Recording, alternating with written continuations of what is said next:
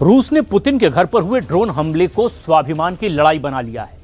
रूस ने किश्तों में 3 बार यूक्रेन के ड्रोन हमलों के सबूत दिखाकर अब बहुत जल्द भयानक हमले का ऐलान भी कर दिया है। इसके साथ ही साथ रूस की बमबारी ओडेसा और कीव पर अब पहले की तरह लगातार जारी है। उधर बेलारूस में अब रूस ने ओरेस्निक मिसाइल को तैनात कर दिया है। मतलब ये कि बहुत जल्द एक बड़ा परमाणु हमला भी हो सकता है अगर जरूरत पड़ी। और परमाणु हमला करने वाली 10 ओरेस्निक मिसाइलों की तैनाती अब मुकम्मल हो चुकी है। यूक्रेन बॉर्डर के करीब ओरेस्निक के हमले के लिए इसे पूरी तरह से तैयार रख लिया गया है। लुकाशेंको के साथ अब किम जोंग उन ने भी पुतिन पर जानलेवा हमले के बाद गुस्से में यूरोप को दहलाने की धमकी दे दी है।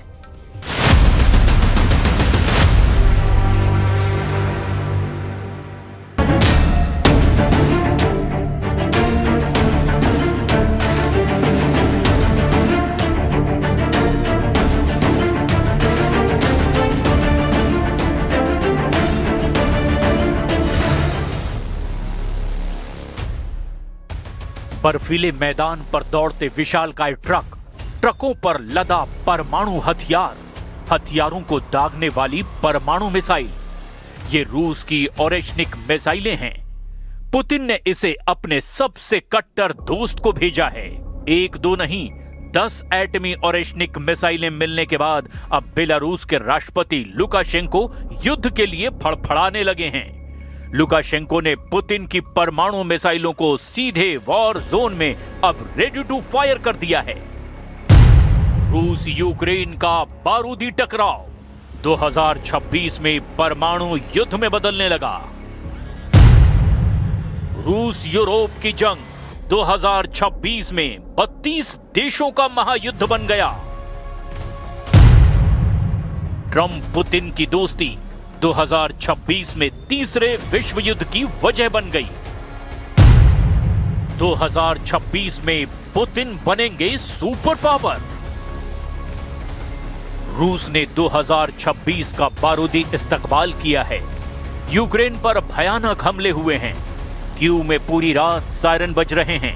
ओडेसा पर सबसे ज्यादा बारूद बरसा है। लेकिन ये सिर्फ ट्रेलर है। पुतिन इतने गुस्से में हैं कि वो कई देशों को जलाकर राख कर सकते हैं।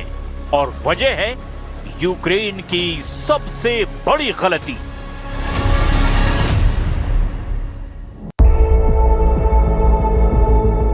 इक्यानवे ड्रोन से पुतिन के घर पर हमला। पुतिन के आवास पर ड्रोन हमला परमाणु युद्ध भड़काने वाला कांड बन चुका है। रूस ने पुतिन के घर पर ड्रोन हमले को अपने आन बान शान से जोड़ लिया है। रूस एक एक सबूत दिखा रहा है। रूस पुतिन की जान लेने की कोशिश को सबसे संगीन गुनाह बता रहा है। रूस ने ऐलान कर दिया है कि उसको शांति समझौते में धोखा देने वाले दुश्मन अब जिंदा नहीं बचेंगे। रूस का रक्षा मंत्रालय पुतिन के घर पर हमले के बाद अब सुपर एक्शन मोड में आ गया है। रूस के एयर डिफेंस मिसाइल फोर्सेस के चीफ ने पुतिन के आवास पर हुए हमले के सबूतों के साथ मैप के जरिए यूक्रेन पर गंभीर आरोप लगा दिए हैं। период с 28 по 29 декабря 2025 года киевский режим предпринял попытку террористической атаки с массированным применением беспилотных летательных аппаратов дальнего действия по резиденции президента Российской Федерации в Новгородской области. Около 19 часов 20 минут 28 декабря подразделением аэротехнических войск воздушно-космических сил был скрыт факт воздушной атаки с применением беспилотных летательных аппаратов самолетного типа. पुतिन के घर पर हमला हुआ, कहां से हुआ? हमले में कितने ड्रोन इस्तेमाल किए गए? हमलावर ड्रोन को कैसे मारा गया? मारे गए ड्रोन के कबाड़, ढेर हुए ड्रोन में एक्टिव बम। रूस अब एक एक सबूत दुनिया को दिखा रहा है। सबूत आखिर उस साजिश के हैं जिसमें पुतिन की जान लेने की कोशिश की गई। खासकर यूरोप की महाशक्तियों को यह जताया जा रहा है कि हमला तो हुआ है, वो भी पुतिन को निशाना बनाने के लिए किया गया हमला। रूस ने जो वीडियो रिलीज किया है उसमें बर्फ में पड़ा काला ड्रोन का मलबा दिख रहा है। तस्वीरों में ड्रोन के कलपुर्जे और तार भी दिखाई दे रहे हैं। दावा किया जा रहा है कि इसमें 6 किलो विस्फोटक लदा हुआ था। मंत्रालय का दावा है कि यूक्रेन ने पुतिन के आवास पर एक साथ कई दिशाओं से हमले की कोशिश की, लेकिन यूक्रेन के हमले में पुतिन के घर को खरोंच तक नहीं आई। 91 ड्रोन को रूस ने हवा में ही उड़ाते हुए मार गिराया। एक ड्रोन जो पुतिन के घर के करीब तक पहुंचा, उसे भी मिसाइल दाग कर ढेर कर दिया गया। हालांकि 6 किलो बारूद से लोडेड ड्रोन का बम कबाड़ होने के बाद भी एक्टिव था। В предельно малых высотах с территории Сумской и Черниговской областей Украины. Нанесение удара противником, как показано на представленной карте, осуществлялось по нескольким направлениям к резиденции президента России. पुतिन के घर पर जिस ड्रोन से हमले के आरोप यूक्रेन पर लगे, उसका नाम चाल्कून वी बताया गया।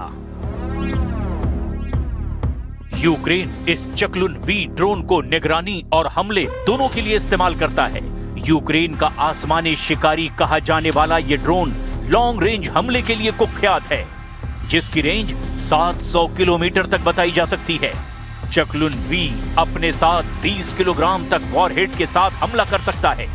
रूस ने कहा है कि यूक्रेन ने सुमय और चेरनिव रीजन से ड्रोन दाग करके रूस के नोवगोरोड पर सबसे भयानक हमले की कोशिश की है। В результате отражения террористической атаки киевского режима пострадавших и разрушений на территории Российской Федерации нет. Ущерба резиденции президента Российской Федерации не допущено. रूस ने पुतिन के घर पर हमले के बाद जैसे ही एक्शन शुरू किया, यूक्रेन और यूरोप डिफेंसिव हो गए। यूक्रेन ने पुतिन के घर पर हमले के दावे को झूठा बताया, वहीं यूरोपीय देशों ने भी रूस के सभी दावों पर शक जताया है। फिनलैंड ने तो सबसे बड़ा जोखिम मोल लेते हुए रूस का जहाज सीज कर दिया है। फिनलैंड ने रूस के फिटबर्ग नाम के जहाज को जब्त कर लिया है। फिनलैंड ने रूसी शिप पर हेलसिंकी से एस्टोनिया तक खाड़ी के पार समुद्र के नीचे चलने वाली टेलीकॉम केबल में तोड़-फोड़ के आरोप भी लगाए हैं। फिनलैंड के बॉर्डर गार्ड अथॉरिटी ने हेलसिंकी में दावा किया कि मालवाहक जहाज फिटबर्ग सेंट पीटर्सबर्ग बंदरगाह से इजराइल जा रहा था। रूस को गुस्सा दिलाने वाला दूसरा बड़ा कदम फ्रांस के राष्ट्रपति इमैनुअल मैक्रो ने उठाया है। मैक्रो ने ऐलान किया है कि 2026 में यूरोपीय देश रूस से बढ़ते खतरे के खिलाफ मोर्चा खोलने वाले हैं।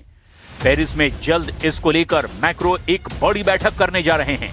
मैक्रो ने दावा किया कि वो हर कीमत पर युद्ध में यूक्रेन को जीत दिलवाएंगे। Accélérera.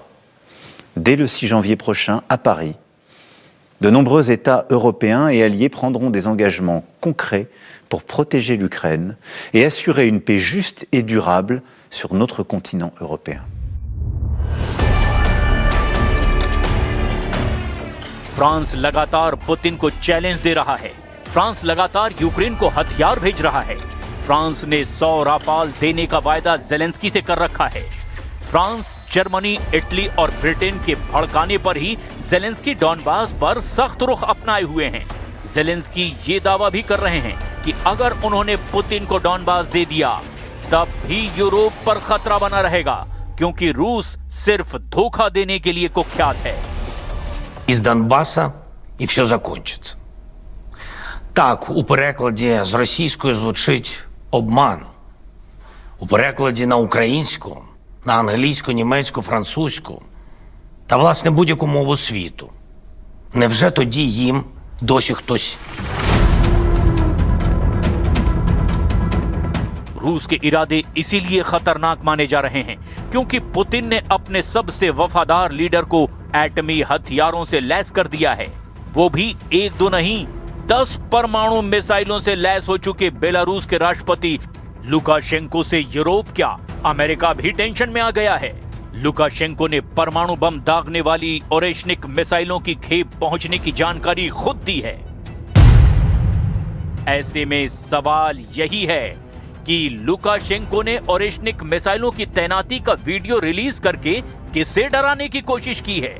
क्या लुकाशेंको जेलेंस्की से पुतिन के घर पर हमले का बदला लेने वाले हैं? क्या लुकाशेंको पूर्वी यूक्रेन पर धावा बोलने वाले हैं?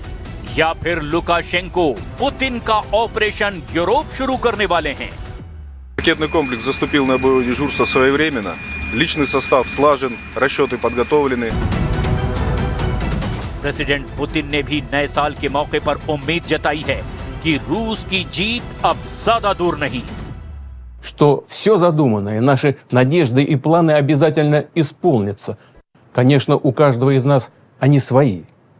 Личные, особенные, по-своему неповторимые. Но они неотделимы от судьбы нашей Родины, от искреннего стремления принести ей пользу.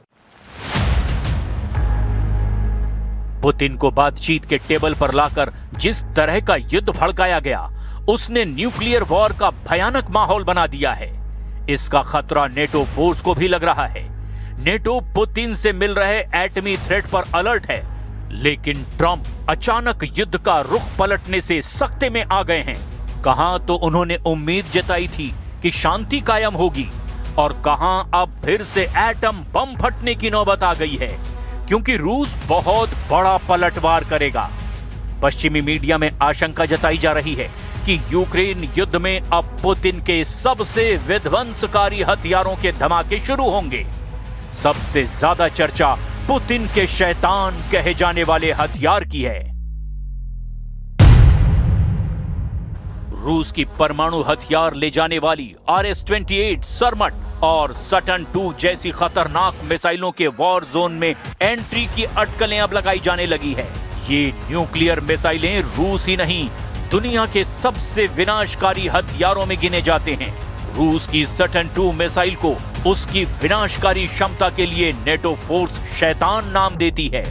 सटन 2 इंटरकॉन्टिनेंटल बैलिस्टिक मिसाइल है जो कई परमाणु हथियारों के धमाके एक साथ करती है। सटन 2 में एक साथ 15 से 16 न्यूक्लियर वॉरहेड लोड हो सकते हैं। वहीं RS-28 सरमट मिसाइल सटन 2 का अपग्रेडेड वर्जन है, जिसकी रेंज 13,000 से 16,000 किलोमीटर तक है, जिसकी वजह से सरमट को अब रूस की सबसे शक्तिशाली मिसाइलों में से एक कहा जाता है। धरती पर एटमी प्रलय लाने वाली मिसाइलों का सबसे बड़ा जखीरा पुतिन के पास है, मगर ये मिसाइलें अब तक हथियार गोदाम से बाहर नहीं निकाली गई। जिस एक न्यूक्लियर मिसाइल से पुतिन ने अब तक बारूदी धमाका किया, वो ओरेशनिक थी, जिसकी उन्होंने बेलारूस में तैनाती कर दी है।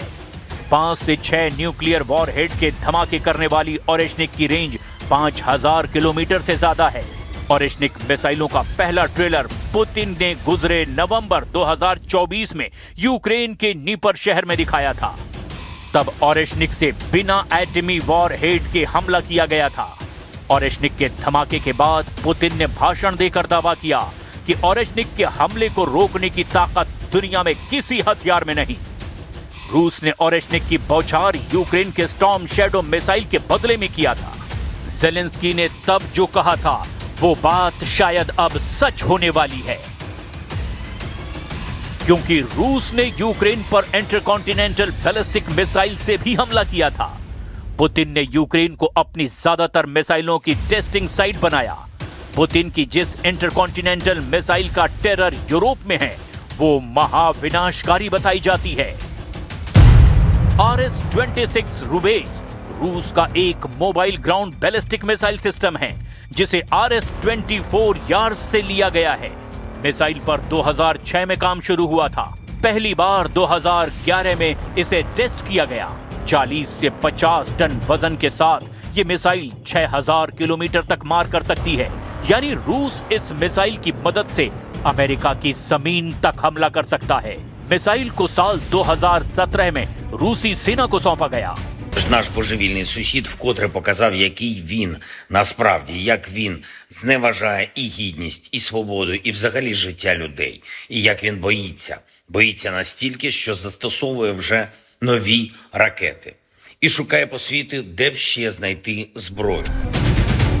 रूस की मिसाइल से बचने के लिए अमेरिका ने यूक्रेन को एंटी पर्सनल लैंडमाइन दी थी। अमेरिका की दी गई लैंडमाइन को रूसी आर्मी का काल कहा जाता है। ग्राउंड बैटल में यूक्रेन को कुचल रहे रूसी टैंक और सैनिकों को ऐसी बारूदी सुरंग पर चलने के लिए मजबूर किया गया, जिससे बचना नामुमकिन था।